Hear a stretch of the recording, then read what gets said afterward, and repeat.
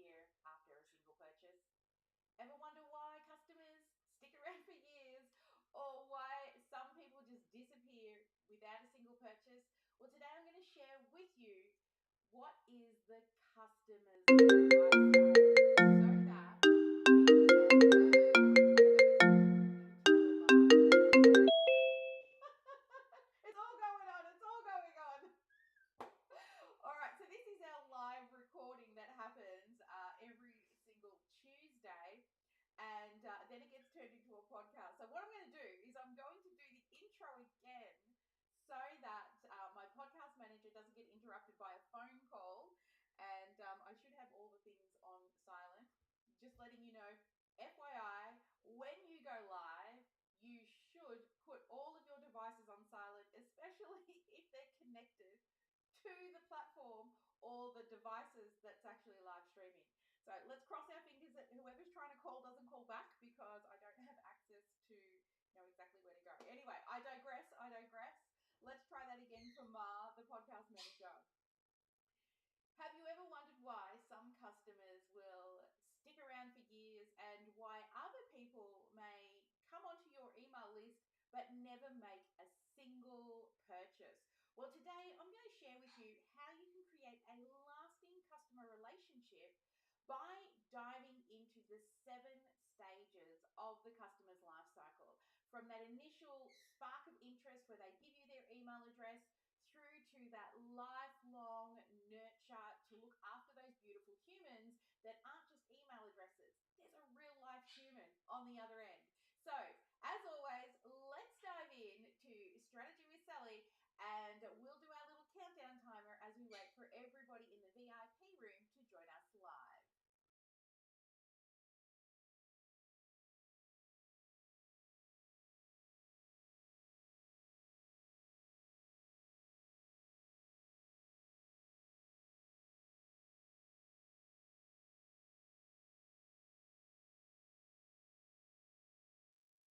I could sing if you want me to, but you probably don't. You probably don't. Thank you, Joanne. I tell you, today has been a funny day. So, Restream just asked me to do an update, and I'm just going to have to get my husband to move the bird. Honey, can you please move Cosmo? Yeah, it's been a funny day. We've got the countdown, and I can see lots of eyeballs out there on the live stream. Thank you for your patience. I don't know why we can't hear the music and the Sparkle song. It's just not playing. Let's see what's going on here. Joanne's bouncing around in the background there, trying to. I'm Oh, singing it in my head. Joanne singing. Here we go. In her head, which is awesome. Okay. So for some reason, nothing seems to be working. Ecam asked me for an update this morning and I did the update, but now it's broken everything and I probably have to redo a lot of settings. So for everybody out there on the live stream, thank you for your patience. Joanne is definitely entertaining us in the background, dancing around to no music, which is supposed to be playing right now. All right. My husband's moving the bird out because this is a podcast recording and he is really noisy. And I have something to share with you too, Joanne, when we go dark later. The team's all jumping into the VIP room. All right. You know what, guys? We're just going to kill this countdown because we've got no musical sound. I have no idea because it says that it's playing music, but it's not playing anything. So let's come back to me. Hi. I'm Sally, and this is our weekly live stream. If you're out there on the live stream, send me a message. You can barely hear me, I know. So, what happened was yes, you can hear me better. Excellent. We have had an upgrade on our software for live streaming, and for some reason, that upgrade has stopped a lot of the sounds and all the things coming through the areas that they're supposed to come through. So, the joys of live streaming, right? Where shit goes wrong. That's okay. We're here today to talk about the customer's life cycle. So if you're out there on the live stream and you're brand new to the Sparkle world, just type in the word new and let us know. And if you've got any questions, then put the letter Q in at the front of your message and we'll address those at the end of today. So today I wanted to speak about the 7 stages of the customer's life cycle. So what happens is a lot of people will start to grow their email list. They'll get these beautiful humans.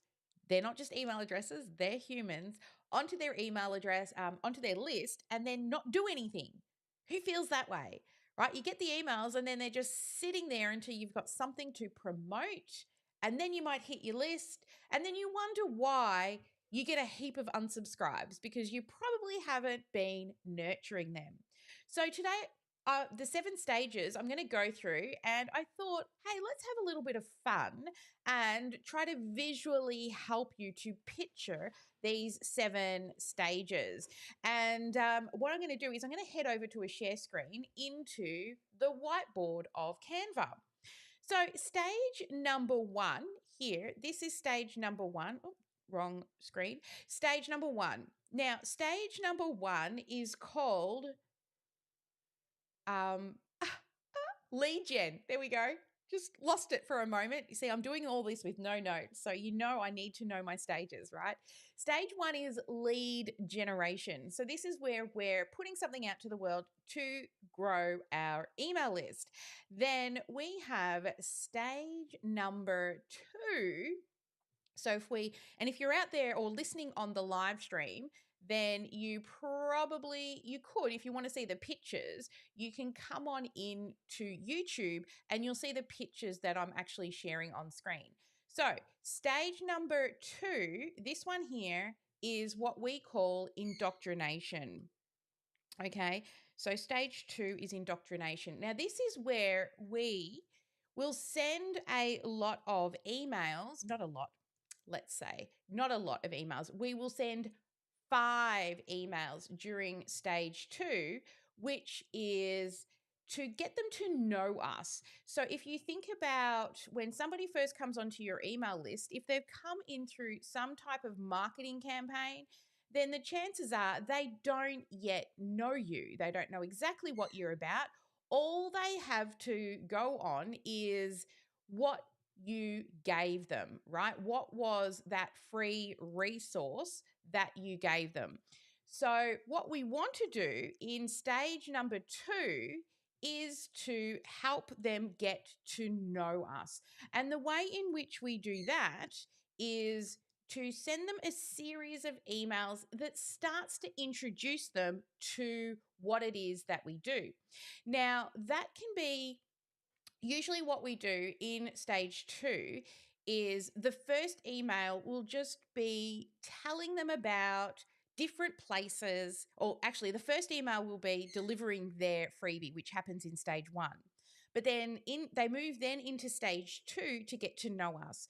So we lead with value. So I will generally point them to, well, one of the most popular places would be, say, our YouTube channel or our Facebook business page to learn more about what it is that we do.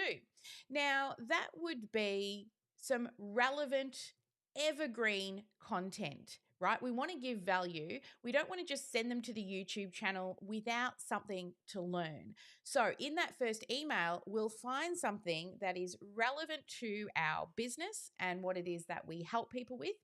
And we'll say, hey, I hope you enjoyed that free resource that you got. And then we'll send them to YouTube. Now, the second email, again, always everything indoctrination is not to sell, it is to give value. So, when we're giving value in stage 2, we could then send them to our blog post, right? And in our blog post, again, starting them off with something relevant to what it is that you do.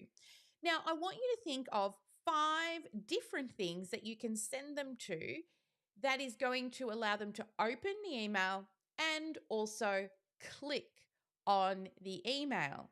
And then what happens with your automation is your automation will let us know how many of those 5 emails did they open. Now, if somebody opens 0 emails from that indoctrination series in stage 2, we would consider them 0% indoctrinated. Now, if they open all 5, we would consider them to be 100% indoctrinated. Now, if that person has opened all 5 emails, they're probably really, really interested in what it is that you do, right? So we want to go beyond just sending them the emails. This type of person is probably somebody we want to reach out to, somebody who is maybe a phone call or a more customized, personalized email to let them know that, we are here to help. We see that they've been really interested in what it is that we do. So, what we're doing in essence is we're actually creating a lasting relationship with them, but also we're dividing up our time so that we aren't wasting our time with those people who aren't interested. Okay, so that is stage number 2, which is indoctrination. Now, stage number 3, if we head back on over to the whiteboard, is stage 3 is what we call upsell.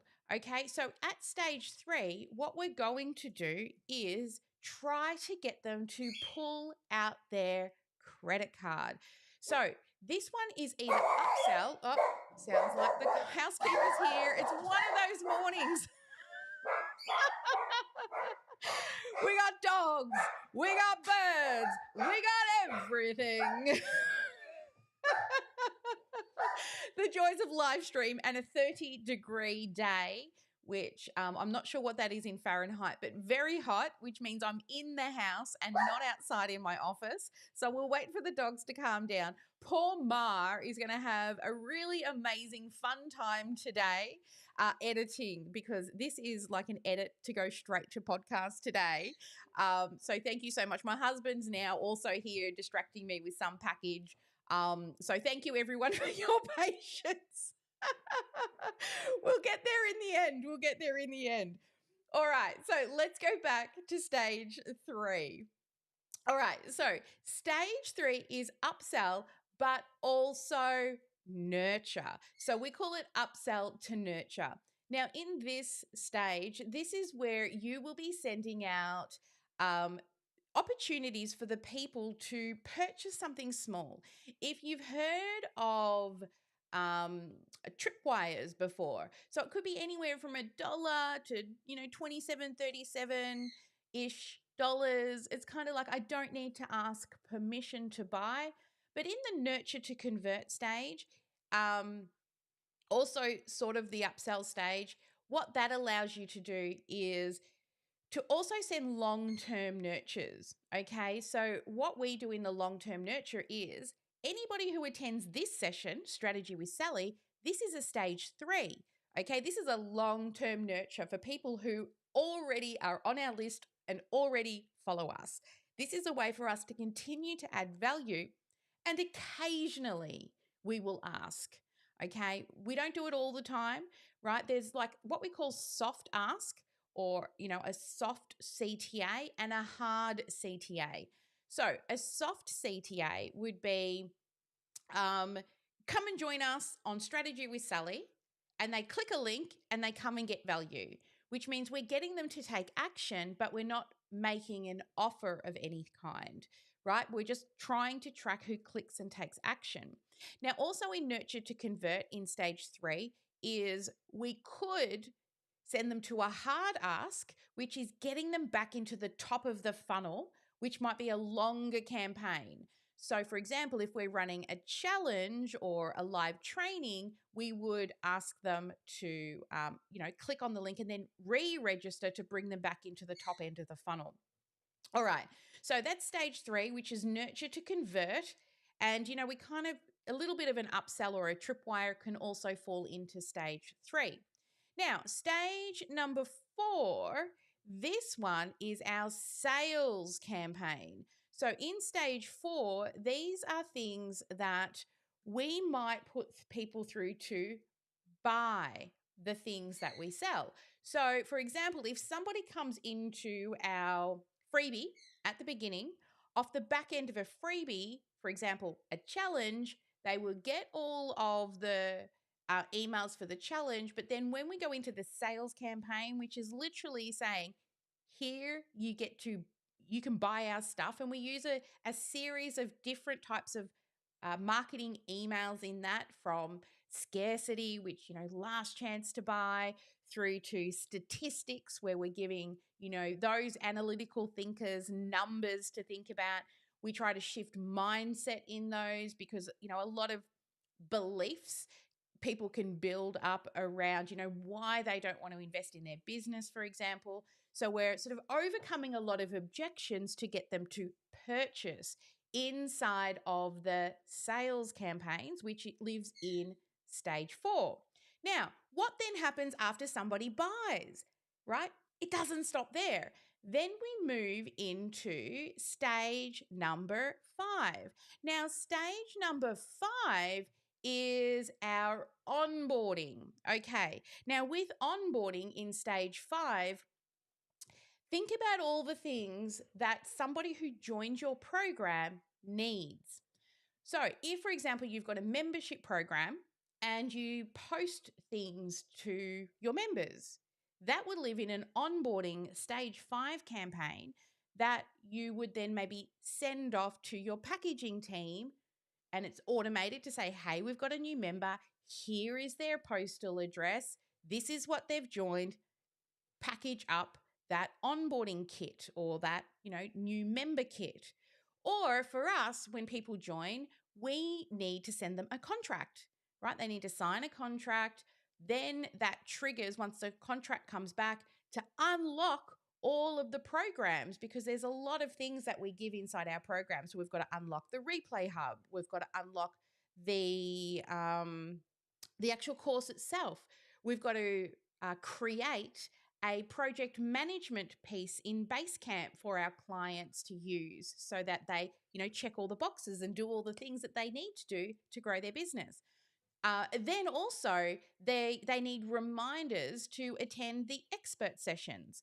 So this is how we onboard them and make sure that we take care of them. Now, not everyone stays with you forever, right? What happens once they finish working with you? Well, we don't want to just get one sale. Then we want to upsell, right? So, for example, if they've come into your course or membership program, what they would do is they will then move into stage 6, which is an upsell. Now, with an upsell, that could be moved from our course into our membership program, so that they can stay with us and take their program into, the next level beyond just running a live event. So, for example, ours is, we have an alumni program. So when people come into the Freedom Funnel Academy, after they've been with us for 12 months, they get made first off, the team have a meeting and we discuss if we want to offer them an alumni program, because an alumni access is for 3 years to us. And you need to, we need to make sure that you're that type of person or that action taker that we need. Now, for you, it could just be they've finished my 6 or 8 week program and now you want them to join a membership. Or maybe it's, moving from the bronze level program to the silver. Okay. So that is your upsell. And again, it doesn't finish there. And this is where a lot of people forget, and we can automate this beautiful thing. We move them into stage 7, and stage 7 is reviews and testimonials. So in stage 7, we send out what's called an NPS survey, and sometimes we'll send these out, while they're still with us, depending on how long they're with us for. But what it is, an NPS is a net promoter score. And what we get them to do is rank us, right, from 0 to 5 or 1 to 5. Now, if people rank us high, then we will say they're what we call a promoter. So we want to get a video testimonial from them, maybe a Google review, and, any types of reviews we can get, and then also referrals from them. If they really love us, potentially they will refer a friend. Then we have the people that are sort of just under, sorry, it wasn't 1 to 5, I'll just digress, it's 1 to 10. So that's usually 8, 9, and 10s are at that higher end net promoter score. Now, sort of between 6, 7-ish, that's where, they're kind of neutral. And they might leave us a review, maybe not refer, but they still like us. But we still want to reach out to them and ask them to do a review. And then our detractors, so the people that are on the lower end, 1, 2, 3, we want to know from them why. Why did you rank us low? We don't want just go, oh, they mustn't be very nice people, right? There's something about our program that they didn't like, and we want to do better, right? Aren't we in this business to actually help people, right? So what better way than to get feedback from those people that aren't super happy with our performance so we can improve. We can't put our head in the sand and go, oh, well, it just must be them. It's not me, right? You've heard the song, Me, I'm the problem, it's me, right? If there's something wrong with the program, it's not you. There's something in the program, okay? Don't take it personally. Look at it as an opportunity for growth. All right, so let me take you back on over to the whiteboard and let's fill in some gaps here in each of the stages. So if, for example, in stage 1, let me know in the chat, what are some things that you could put at stage 1? So if we take this here, and this is probably not the best type of, let's change all of their little colors. So what's some things, come on, everyone get out their tippy tap fingers. What are some things that you could potentially have in stage number 1? Yeah, excellent. So a webinar could be something that you put into stage 1. What else could you put into stage 1? We've got little tippy tap fingers. I can see Joanne's trying to type right now. What's something else you could give away in order to grow your email list? All right, we've got a couple of other people starting to type here. Yes, an ebook. Good. So an ebook is something else you could give away to grow that email list. Right. Yes, exactly. A live challenge, says Sarah. Yes, a live challenge is also something else that you can give away at that stage 1. All right, so now we've got an idea of something that we can give away in stage 1. Now, stage 2, we always just keep this as your indoctrination. So here we would just put in your indoctrination series. Now, the only people that go into this indoctrination series are those people who have not been on our list before, okay? Because they don't yet know about us. So they've come in for the very first time to a webinar or to an ebook. Our system recognizes that they've never been on our list before. So we will send them the indoctrination series, okay? So that they get to spend a little bit of time getting to know, like, and trust us. All right. Now, in stage 3, our nurture to convert, with that one, we could put them into a long-term nurture. So a long-term nurture for us is Strategy with Sally.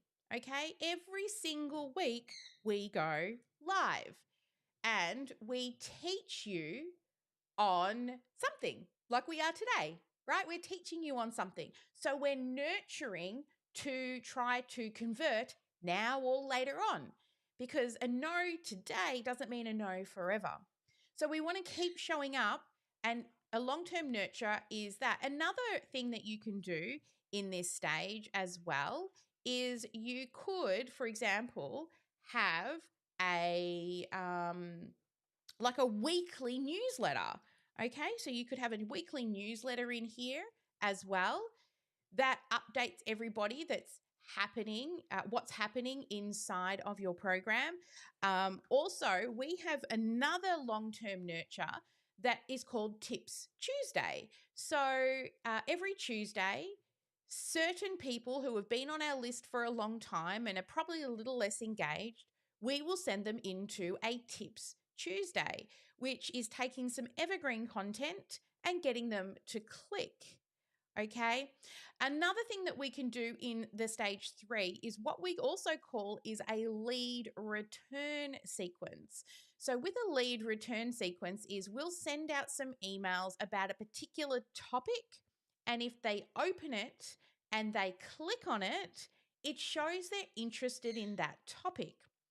And that means we want to send them more information on that topic. So once they open and click, we will send them off to a specific series of emails about that topic that then is trying to get that lead to return to potentially go and, book a call or purchase a tripwire or purchase our program. So for example, we'll have 5 different topics set up, and if they open email 1 and they click, then they'll go down a series of 5 emails on that particular topic. Now, if they open that email and they don't click, then next week we'll send them an email on a different topic. And if they don't open that, the next week we'll send them another topic. Now, what happens is once we get to the end of the 5 topics, they'll loop back and it'll start again. Maybe they didn't even see that previous email. It was a really busy week. The system can recognize in week 1, have they opened and clicked on that email? And if they have, then they don't send it. So it'll just go straight to week 2. And then they'll send week 2 and see whether or not they open that one. And if they haven't opened it in the past, it'll resend it again, right? So the automation is smart enough to recognize which topics they're interested in and also which ones they've opened and clicked. So we can send them down a nurture series to eventually get them to return into like a larger funnel. So that's called a lead return sequence. All right. Now, also, we have to keep moving on to stage number 4.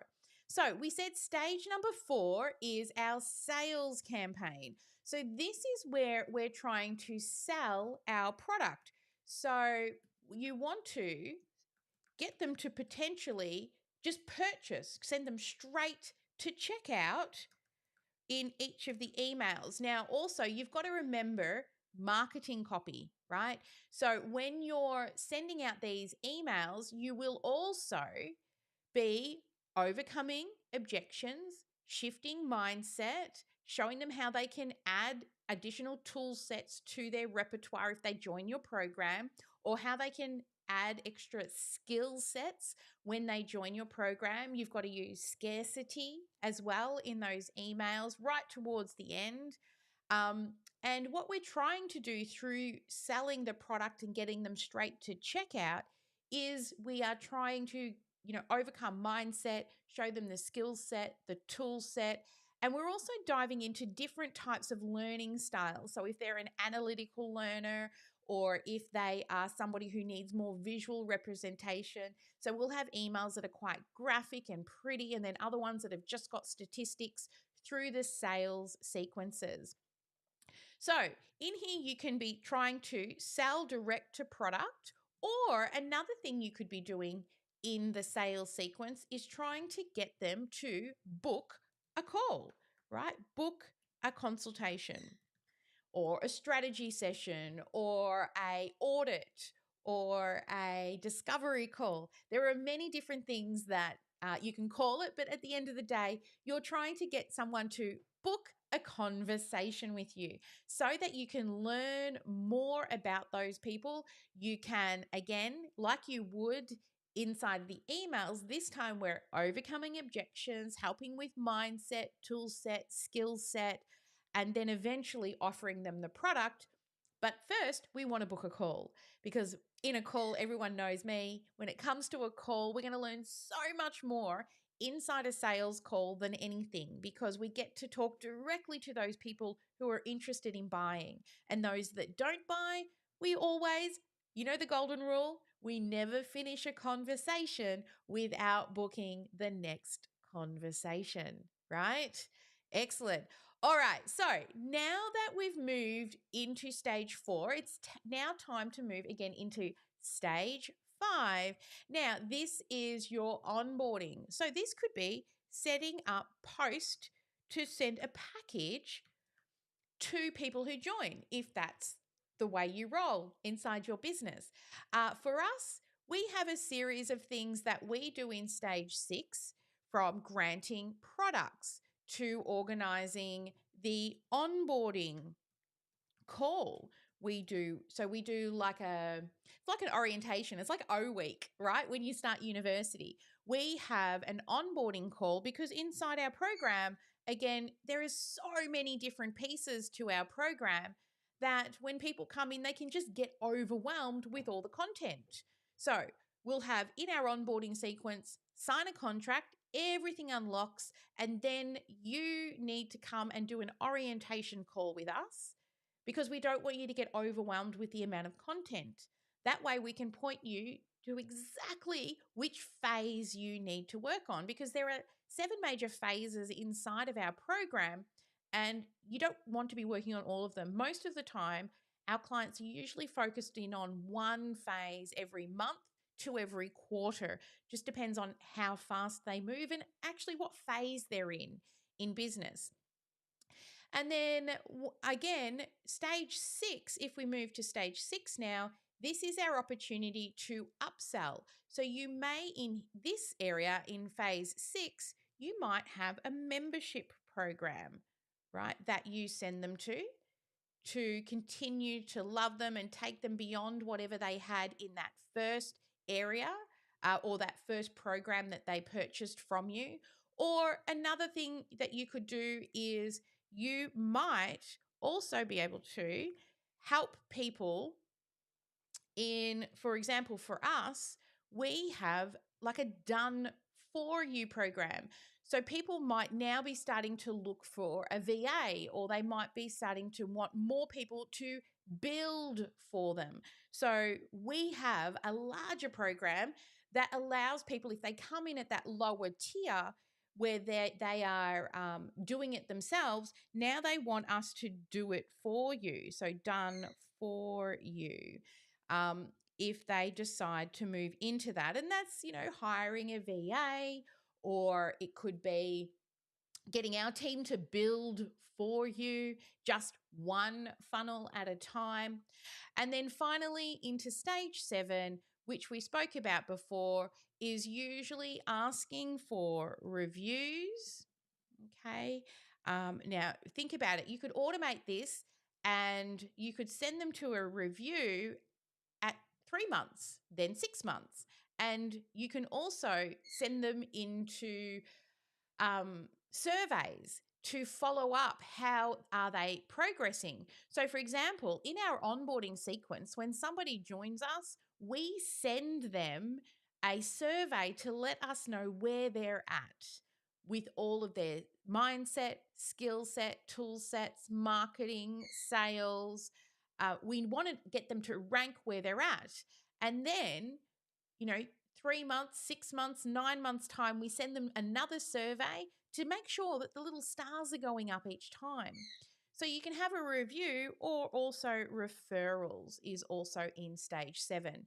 So can you see now, when we build out our business, tracking each of these stages of the customer's life cycle, what happens is if you were to build, say, a webinar into one campaign, and then they finish the webinar, and then in the same campaign, you start sending them long-term nurtures, and then you start to try to upsell them to, say, book a call, okay? And all of these are in the same campaign.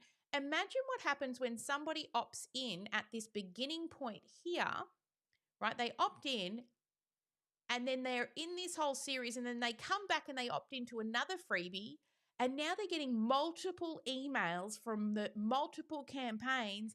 And this is how people end up getting bombarded with lots and lots of emails, because people build one campaign from start to finish in one place. Whereas if people come in for a webinar, we can then choose at the end of the webinar, where do we want to send them? Do we want them to go into the weekly newsletter? Yes or no? Do we want them to get the strategy with Sally sessions every week? Yes or no, right? So we can start to actually create this customized life cycle or customized experience based on what they're interested in. Now, I've been doing this for a long time, and this might look really complicated. And let me know in the chat, right? Does that sound a little complicated and overwhelming? Yes? There's so many different things, right? The thing is, you don't have to build them all straight away, not even all in your first year or even second year of business. What you want to do is work on each stage and get each of them dialed in. And how do you think we dial them in? Do we just write the emails, walk away and go, hope that works? No, we have to measure what matters. So there are lots of things in business that you can measure, but what you need to measure is the things that give you a return on investment, either save you time or create money. Everything is a trade-off of time or money. So, for example, why would I want to go through my list to look for everybody that's come through a program to send them out reviews and testimonial emails? I want to write those so they happen in the background automatically and I never have to worry about them again, right? I just get a notification that somebody's done it. I quickly look at the answers and decide whether they're a detractor, a neutral, or a promoter, right? But you want to build out one at a time. This way, you are really dialing in what you need. So, if we talk about what we specifically specialize in, which is helping people run a live challenge or a live event, a live boot camp, at the end of the day, it's just teaching people something live. When people come in, they go into stage 1. So they've opted in and we give them some welcome emails and we nurture those guys through that initial stage. Then in stage 3, we have a lead return sequence, right, to nurture to convert. So we turn on the stage 3 and that goes out to everybody who is currently on our list to get them to opt back in to the funnel. So we're wanting them to return to stage 1, which is to get them into the live challenge. Now, once they've been through the live challenge and they've gotten all of the content, they then move into the sales campaign at around day 4 of the challenge. So that then sends them a series of, I think, 7 emails right through till cart closes. And again, covering all of our bases. Then, of course, they book a call. We then move them to onboarding, right? And then at the end, we keep getting reviews and testimonials, stage 7s throughout the campaign or out the time with us. But this was not built in a day, not even in a year. We just keep adding and plugging holes once one section is optimized. You have to focus in on one. Business isn't built in a day. Rome wasn't built in a day. It takes time. And it's not just emails. Each of these campaigns, people think automation and they automatically go to, oh my God, it's so many emails. But it's not just emails. It's both marketing and sales and admin and tasks, right? So it covers literally all the major areas of your business. So if you think about your business from like a high level view, you've got marketing, which brings in new leads, but it's not just emails we send in marketing. We make phone calls. We need to remember to follow up. And then when you get into the sales area, again, we need to remember to follow up. And so all of these little stages that we put them through it's a way for us to visually see where each person is in their journey to us. Are they brand new? Are they sitting in indoctrination? Are there tasks set up for my team to manually give them a call and check how they're going?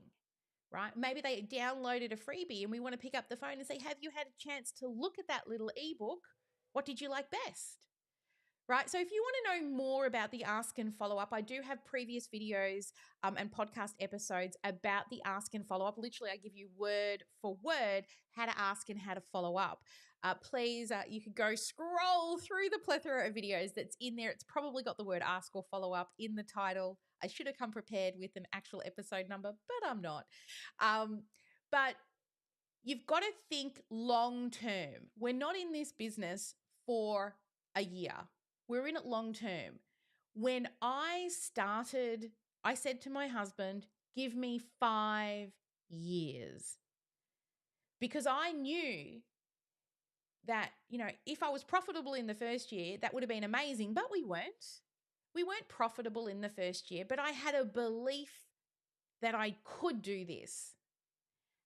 Right? And I want you to believe in yourself too.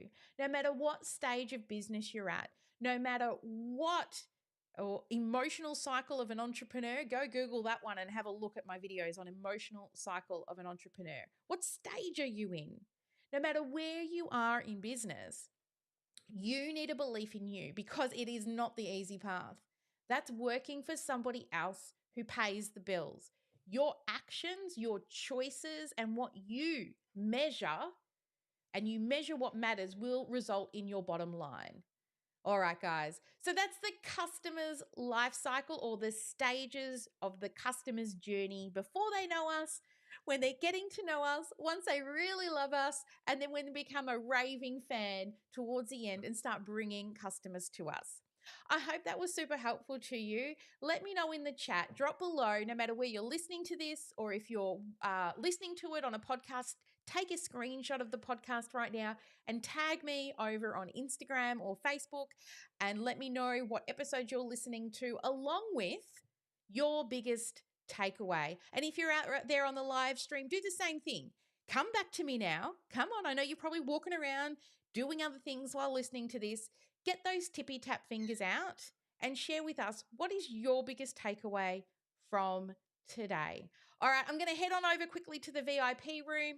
Turn on those cameras. Let's bring up a couple of you to share your biggest takeaway before we go dark. And I am here for you, for our paying clients, from now until you have no more questions for me. So if you're out there on the live stream, please, if you're in part of our community, come on into the VIP room now. Joanne, what was your biggest takeaway today? Come on up. Come back to me. We've got Maria out there on the live stream. She says the journey is her biggest takeaway. I love that. Excellent. We've got Facebook user says, I love that you broke things down that we could do in each stage. You're very welcome. All right, Sarah, come up on screen and tell us. Oops, I put you on the wrong screen. Where are we? We got to pin you to the second. Sarah, what was your biggest takeaway from today? Here she is. Now, you're on mute. I thought that was me. It's I usually muted. me. No, that's it's okay. me. It's me. I couldn't find the button. I liked the different sequences that you could do. I don't know that I ever heard you talk about them in so much detail before, but I really liked the one. It was the lead return sequence. Yes. So I think that's very clever to give them a variety of topics to choose what they're interested in, and then you can give them more information on that. And if they don't click on it, then they get the next topic to look at. And I thought that was really good, a good way to keep them interested. Yeah. Well, that being said, let me see. I know I've got it inside of our DP account. Let me try and log in and I'll give you would you like a sneak peek, guys, out there on the live stream of what it looks like? And Sarah would. Okay. Let me just double check that it's in our Sandbox account. I know it's supposed to be, but we have been doing a bit of cleaning up. So let me just check if it's there and I'll give you a look-see at what it looks like. We've got some questions coming in out on the live stream. Excellent. Just put that cue at the front so they don't get lost. All right.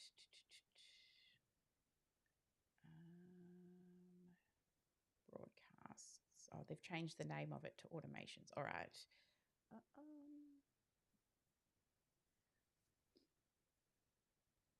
Just looking. So many things here.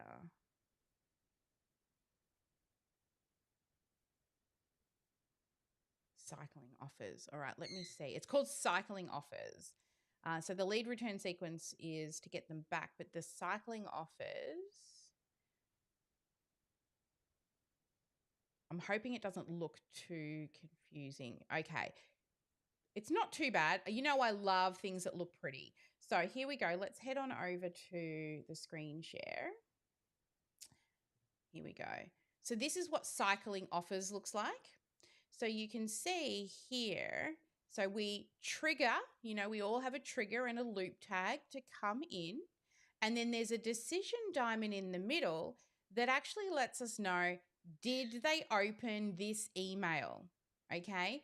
So we get a tag that is applied if they've opened that email in the past down the bottom here. And if they haven't opened the email, they won't have that tag, and therefore they will go down into here, and then there's a series of emails that they get, right? And then if they have, they will skip this, and then it'll ask them here, have they opened the offer, right? So what this does is this cycles them through a series of different offers. So it goes nurture, which is a series of emails, into an offer, and then it'll go off to a sales campaign if they open the offer, right? And then each of these decision diamonds actually let us know, have they been there before? And if yes, skip. And if no, go. All right.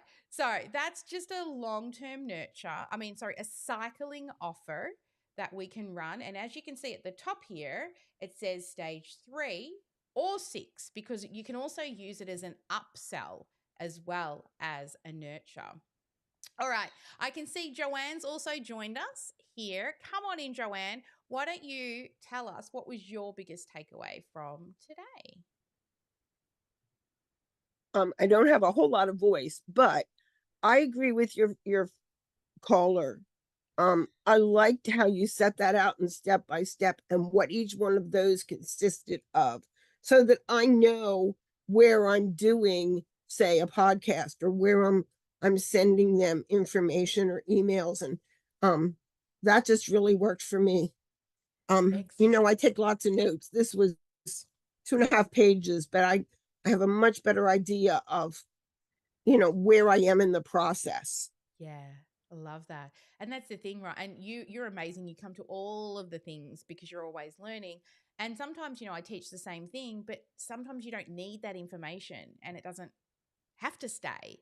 But you're starting to get to the tech build stuff with your launch coming up. And it's not that you're going to have cycling offers any day soon, but just knowing what's coming. So well done, Joanne. You are an inspiration inside the Sparkle world. All right, let's come back out here onto the live stream and see what people are saying.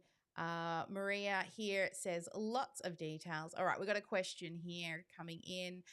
My biggest question is, what automating software to use will help you to do all the things in the journey? So what we use is Keep. Now, the reason why we use Keep, did you see the cycling offers that I just showed you? And you can visually kind of see how it's working. What I like about Keep is the fact that I can visually see where people move. Unlike other software, such as, say, Lead Pages, everything's quite linear and you can build out your emails under each other. But if you've got any decision diamonds that say, have they looked at this email before, or and then you've got to send them off somewhere, you can't see the link to where they're going. And because, as a designer and I love infographics, I can visually see through those squiggly lines and little decision diamonds how people move through the automation. And as I said, it's not just emails, it's tasks and so many other things that we can automate to make our life easier. So for me, it's Keep. If you want more information on Keep, please send us an email at hello@teamsparkle.com.au. I do pay them an annual fee and also have to keep up my credentialing so that I'm qualified to actually build inside of Keep, but they also give me special deals because I do pay annually for you. I pay annually for you so that I can get you discounts that you will not be able to get. And they also give us a coach and other amazing resources and tools as well, being part of the certified partner program. We had to go through a capstone project to get certified. But I dream about this stuff, seriously, guys. I dream about tags and squiggly lines. And if there are tasks that I'm doing more than 3 times, I love to stop and ask myself, can this be automated? And if so, how? And then I can visually start picturing it. I get out my whiteboard or my trusty old iPad and I start sketching out how customers and how tasks can move through the program. So Keep, Keap. Whether you choose myself as your certified partner, I recommend that you do go through a certified partner and not directly through the company, because a certified partner has been trained, they know how to use the software, and also you will get more ROI if you're using somebody who knows how to use the software, because a lot of these certified partners also have training programs that will teach you. Now, Keep does have great training programs, but how much better is it to be able to ask your own particular certified partner a question on how you can do certain things, right? So I do recommend that it doesn't cost you anything extra. More than likely, it's going to save you money, but you also have that experience in your back pocket. All right, Maria is asking, how do you know which topic to send next? All right, if you are not actively growing your email list, first, that should be the first thing that you focus on. And when we say measure what matters, you pick one thing to dial it in. Okay. If you're not converting well on that one lead magnet, it's probably messaging. It's probably not the lead magnet. It's probably the way in which you're putting your messaging out there.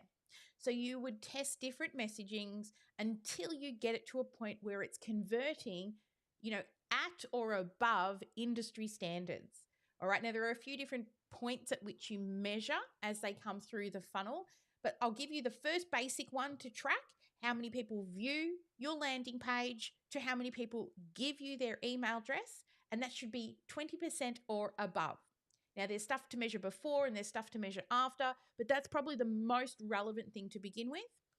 Now, I'll give you an example of why it's probably not your lead magnet. How many people out there have probably got a heaps of lead magnets and you keep just kind of throwing them out there and hoping something sticks? Not measuring what matters. I had a client who was a fashion designer. A fashion consultant. And she had a lead magnet, which was how to dress based on your body shape. Okay? You got the pear and the hourglass and the triangle and the straight line one and all the things. I'm an hourglass. I know this now. I am an hourglass. So her lead magnet was, very informative on different ways to wear different clothes based on your body shape. Now she was, she had this lead magnet out there and she's like, oh, it's not working. I've got to change it. I said, no, don't change it. We just need to test a few things. And we kept, changing what the lead magnet was called, but the essence of the lead magnet was the same. Okay. Teaching you, different waistlines and how to, which ones should use belts and who shouldn't use belts. Anyway, we eventually got it to 10 emails a day. Now, would you be happy with 10 emails a day? Probably, right? But when I looked at the numbers, I could see that she was getting lots of views on the front end marketing ad, but her click-through rate was under 2%. And I knew that she should be getting more people to click. Okay, but she was happy with her 10, but I'm like, but you've got all of these other eyes that aren't clicking. Something's going wrong. So 80% of your front end marketing, the messaging, is usually the headline. So we kept trying different headlines, and eventually we got to a point where we added the word how to dress for your perfect body shape. Now, think about it in the fashion world or dressing and makeup. You know, everyone's looking for their version of perfect. Now, we had how to dress for your body shape and style. Then we added the word perfect, and we went from 10 emails a day to over 400 overnight. Just by that one little tweak. Now, she could have thrown that out thinking it wasn't working, but we just kept on tweaking. And you can't change 50 things at once. You need to change one thing and then read the numbers after, say, 48 hours. If you change too many things, you don't know which thing has actually given you the result. But eventually, she ended up having to turn that marketing funnel off because her calendar was booked solid and she couldn't keep up with the appointments. Pretty cool, right? Just because I told her not to give up, because once they got to the page, they were converting no problem. But it was getting them to actually click the ad that wasn't working. So we just kept tweaking. So Maria, your question was, how do you know which topic to send? You know what is aligned to what it is you sell. Pick something and measure it. And once that is awesome, then pick something else. But you have to work on one thing at a time and dial it in. And I'm sure you've probably got lots of free stuff that you can already start testing. And this is what so many people do, is they just keep throwing out so many things, or spending lots and lots of time making new things because it's fun, it's easy, it's comfortable, versus sitting there and measuring what matters. All right, what else have we got in here? Lots of comments. Oh, congratulations to, well done, Joanne. There's a message from you for Maria, Facebook user. Oh, and yeah, so email us if you want more information, Facebook user. Awesome. All right, yes, measurements. Yes, sexy numbers, Maria. Exactly. Sexy numbers. That's what we need, right? To make sure that we're making informed, data-driven decisions. That's what's important, right? Making informed, data-driven decisions in business. It's not a hobby, right? It's a real life business, and you cannot run a business without measuring your sexy numbers. All right, I'm going to go dark. We've got some more people that have slowly started joining us inside the VIP room. I can see Tony and Melissa and awesome guys. Come on in. All right, I'm going to head off now to work with our clients. Have a fabulous day. As always, guys, never let anyone dull your sparkle, and I will see you on the next event. Same time next week. Bye for now. And again, no music because, oh, hang on, we have music this time. Yay! You've been hiding in the shadows way too long. You always thought that you were weak, but babe, you're wrong. Yeah, you better step into the light, just give it a try. Think that it's time you let that spark out. You've been hiding in the shadows way too long.